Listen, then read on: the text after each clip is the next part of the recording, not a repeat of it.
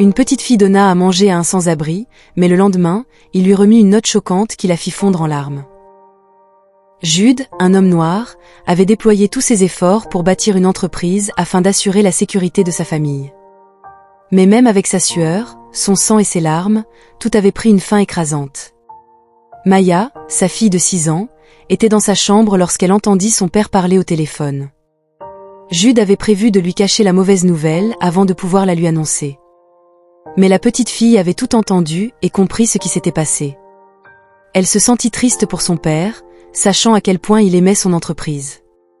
Malgré son jeune âge, Maya était extrêmement intelligente et captait des choses que des enfants normaux de son âge ne comprenaient pas. En entendant la voix tendue de son père, elle savait qu'il y avait de gros problèmes. Maya retourna dans sa chambre, enfila son uniforme scolaire et attrapa ses chaussures usées et son cartable en lambeaux. Elle s'arrêta un moment, regardant le tissu délavé du sac qui avait l'air un peu moins usé, puis avec un éclat de joie, elle se précipita hors de sa chambre et descendit les escaliers en courant. « Papa, je suis prête !» s'exclama-t-elle, son enthousiasme rayonnant. Jude força un sourire rassurant, cachant ses profondes inquiétudes quant à la façon dont il allait assurer le bien-être de sa chère fille. Maya mangea son petit déjeuner à la hâte, jetant des regards à son père qui était occupé à taper sur son téléphone, un froncement de sourcils inquiet sur le visage. Chaque fois qu'il la regardait, il se forçait à sourire. Quand elle eut fini de manger, elle annonça à son père qu'elle partait à l'école. Jude lui tendit une boîte à lunch, la serra dans ses bras et déposa un baiser sur son front en lui souhaitant une bonne journée. Maya lui fit signe et quitta la maison pour aller à l'école. Son école n'était qu'à quelques pâtés de maison, alors elle marchait tous les matins. Parfois, son meilleur ami Nat la rejoignait, mais ce matin-là, elle était seule. En marchant dans les rues, elle s'inquiéta pour son père, espérant qu'il irait bien et souhaitant que tout redevienne normal bientôt. Maya passa devant une maison où une mère essayait de faire monter ses enfants dans la voiture pour les conduire à l'école. La vue lui fit soudainement manquer sa mère, Sally Roberts, décédée il y a 2 ans. La perte affectait encore profondément Maya et son père. Submergée de souvenirs, Maya se rappela le sourire de sa mère et la chaleur de son étreinte. Alors qu'elle marchait dans la rue suivante, Maya remarqua quelque chose d'inhabituel, un homme assis sur une chaise verte. Bien que les gens s'y asseyaient rarement, Maya avait utilisé cette chaise à plusieurs reprises en revenant de l'école. Elle pouvait immédiatement dire que l'homme était sans abri, à en juger par son apparence. Il avait un bol vide et frissonnait malgré le temps chaud. La mère de Maya lui avait souvent expliqué que lorsque les gens manquaient de nutriments, ils étaient plus sensibles au froid. Maya réalisa que l'homme tremblait peut-être à cause d'une faim profonde et se demanda quand il avait mangé pour la dernière fois. Elle se sentit mal pour lui. Maya avait toujours compris la valeur de donner à ceux qui en avaient besoin. Sa mère lui avait appris comment aider les autres apportait épanouissement et bonheur. Lorsque sa mère était en vie, elle visitait des orphelinats et donnait à manger aux enfants. Voir les sourires sur leur visage remplissait Maya de joie. Elle n'hésita donc pas à aider ce vieil homme. S'approchant de lui, Maya lui tendit son sandwich de son panier repas. L'homme la regarda un moment avant de prendre doucement la nourriture. Maya lui sourit et l'encouragea à manger. L'homme dévora le repas, montrant qu'il avait extrêmement faim. Il la remercia abondamment pour sa gentillesse et termina le repas avec un soupir de contentement. Maya laissa échapper un petit rire et lui demanda son nom. L'homme sourit à la gentille fille et répondit qu'il s'appelait Joseph. Il exprima sa gratitude et lui dit que c'était un honneur de rencontrer une si charmante jeune femme. Maya rit et lui dit qu'elle devait aller à l'école. Elle lui fit ses adieux et s'éloigna en sautillant vers le bâtiment non loin de l'endroit où elle avait rencontré le sans-abri. Joseph la regarda s'éloigner et sourit, félicitant les parents de Maya pour avoir élevé un enfant si bien élevé et doux. De nombreuses personnes l'avaient croisé ce matin-là, mais seule Maya l'avait remarqué, ne reculant pas ni n'évitant sa vue, et lui avait parlé. Le fait qu'elle lui ait donné son sandwich était un acte de gentillesse qui le toucha profondément. À l'école, Maya suivit ses cours, de l'anglais aux mathématiques, en répondant aux questions et en recevant de bonnes remarques des professeurs. Au déjeuner, elle fut soudainement coincée par des élèves d'une classe supérieure qui se moquèrent de sa coiffure et tirèrent sur ses tresses. Ils se moquèrent de ses chaussures usées et de son cartable en lambeaux, et la traitant de monstre. Maya se sentit humiliée et courut aux toilettes en pleurant. Sa mère lui manquait beaucoup, et elle souhaitait que sa meilleure amie soit à l'école pour avoir quelqu'un à qui parler. Hélas, elle pleura dans la salle de bain tout l'après-midi, et à la fin de l'école, elle fut la première à se précipiter hors du bâtiment, aspirant à retrouver les murs de sa maison. En rentrant chez elle, elle repéra le sans-abri à sa place habituelle. Joseph la vit aussi et lui fit signe avec un grand sourire. Maya s'approcha de lui, et ensemble, ils marchèrent jusqu'à un parc voisin et s'assirent sur un banc. Joseph lui demanda comment s'était passée sa journée. Il sentit que quelque chose s'était passé en voyant ses yeux gonflés. Maya resta silencieuse pendant quelques minutes avant de commencer à parler. Elle déversa ses frustrations et lui parla de tout ce qui lui était arrivé cet après-midi-là. Elle lui parla de l'entreprise en faillite de son père et à quel point elle était inquiète pour lui. Sa mère lui manquait et elle souhaitait qu'elle soit encore en vie. Joseph l'écouta avec attention. Il exprima sa colère et sa tristesse jusqu'à ce qu'elle ait fini. Puis il lui dit de ne s'inquiéter de rien, car il était sûr que tout se passerait bien à la fin. Il commença à lui parler de sa famille avec un sourire nostalgique. Il raconta comment sa défunte épouse, décédée il y a longtemps, lui manquait encore terriblement. Avec un regard solennel, il expliqua à Maya comment il s'était retrouvé sans abri. Tout comme Maya et son père, Joseph avait eu du mal à subvenir aux besoins de ses enfants après avoir perdu sa femme. Il perdit son emploi après sa mort et essaya de trouver un nouveau travail, mais échoua. Ses enfants avaient une bonne image de leur père et le respectaient énormément. Il s'était assuré de les élever avec de bonnes valeurs, peu importe leurs conditions. Joseph leur disait toujours de ne jamais oublier leurs valeurs, même s'ils passaient des nuits sans manger. Il leur rappelait d'où ils venaient et quel genre de parents ils avaient. En racontant un incident particulier, un matin glacial, il faillit fondre en larmes.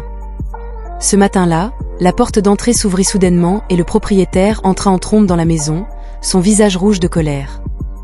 Il pointa du doigt à Joseph et cria « Espèce d'imbécile sans valeur, tu n'as pas payé de loyer depuis 3 mois.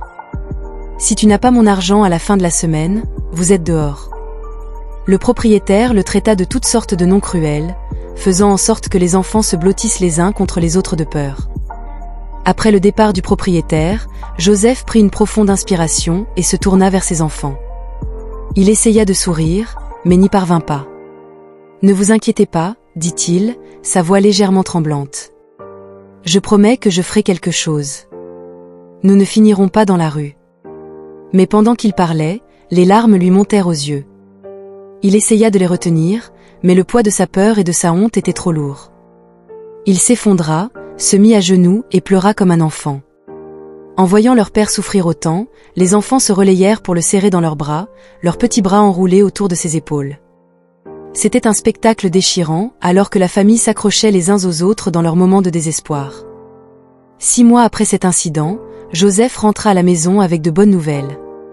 Quelqu'un les avait bénis. Sa bonté et ses valeurs avaient finalement porté leurs fruits. Il pouvait maintenant vivre confortablement sans se soucier de la nourriture, des vêtements ou de quoi que ce soit d'autre.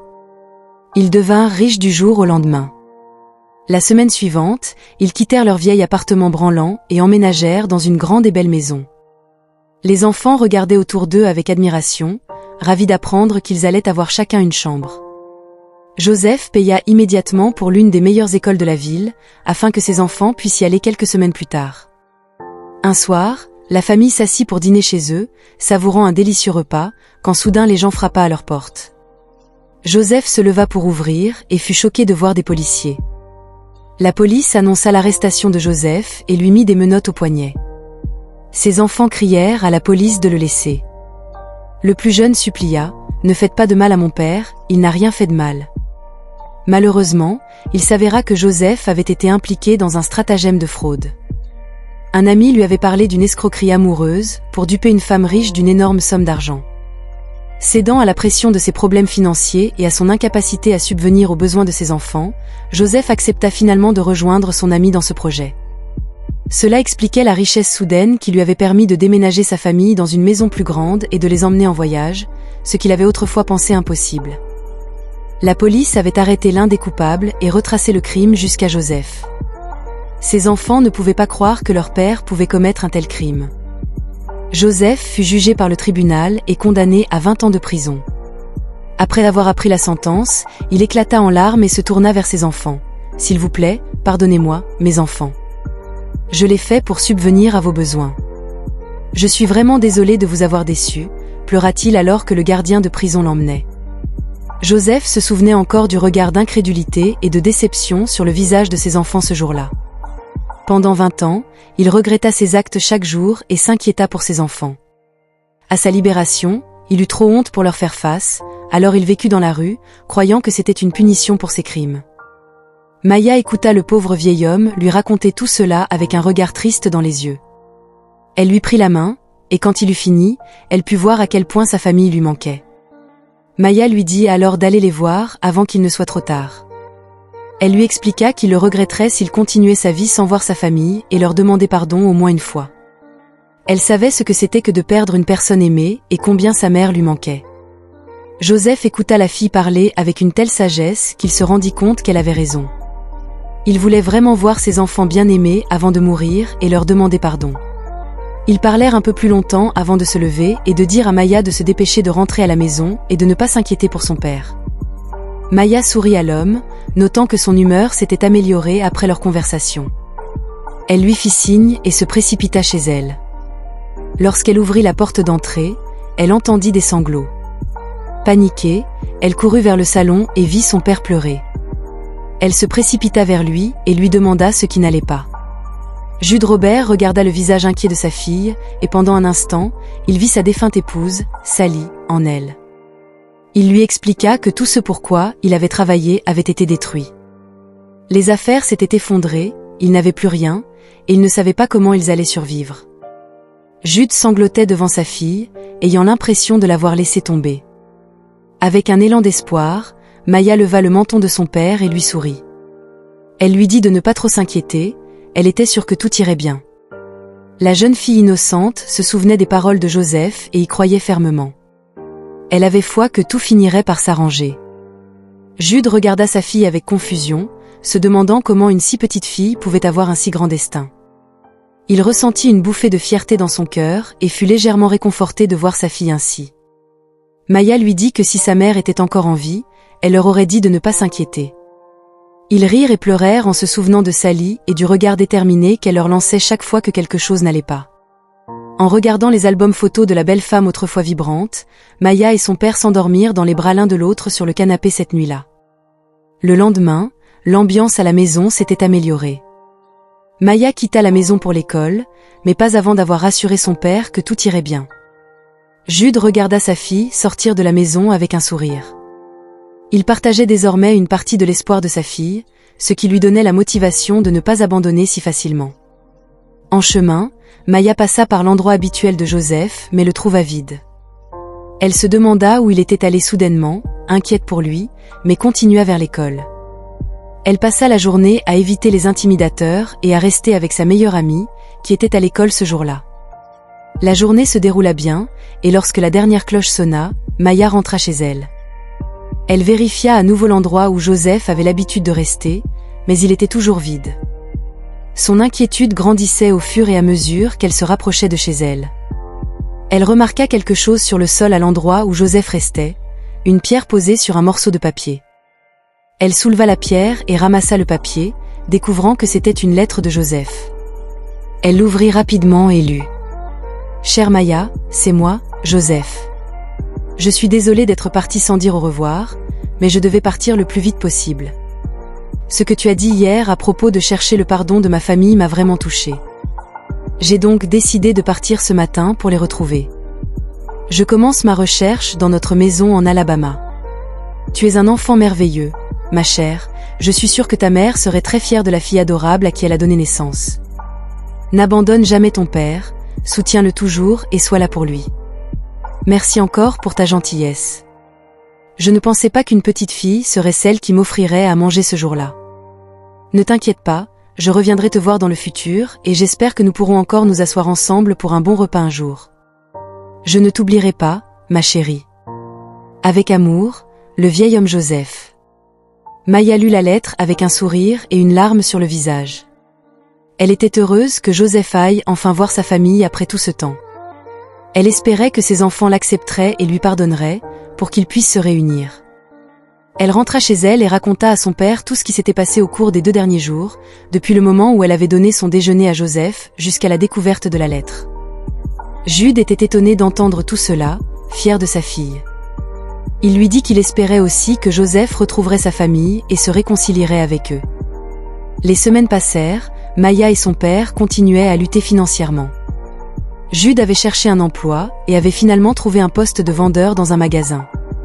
Cela ne payait pas beaucoup, mais il réussissait à mettre de la nourriture sur leur table et à empêcher leurs propriétaires de les expulser. Maya aurait aimé pouvoir aider son père, mais elle était trop jeune pour trouver un emploi. Un samedi après-midi, alors que Maya étudiait dans sa chambre et que son père était dans le salon, quelqu'un frappa à la porte. Jude alla ouvrir et trouva Joseph. Joseph se présenta à Jude et lui expliqua comment il connaissait sa fille, ajoutant qu'elle lui avait également dit où ils habitaient. Jude comprit immédiatement et appela Maya en bas. La petite fille était ravie de voir Joseph debout dans son salon. Elle se jeta dans ses bras et lui dit combien il lui avait manqué. Ils s'assirent tous les 3 pendant que Joseph leur racontait le résultat de son voyage avec un sourire. Il leur dit qu'il avait retrouvé ses enfants et qu'il l'avait accueilli à bras ouverts. Il s'avéra qu'ils avaient cherché leur père depuis sa libération sans succès. Ils étaient inquiets pour lui, ne sachant pas où il était. Il s'était réconcilié avec eux et il lui avait pardonné.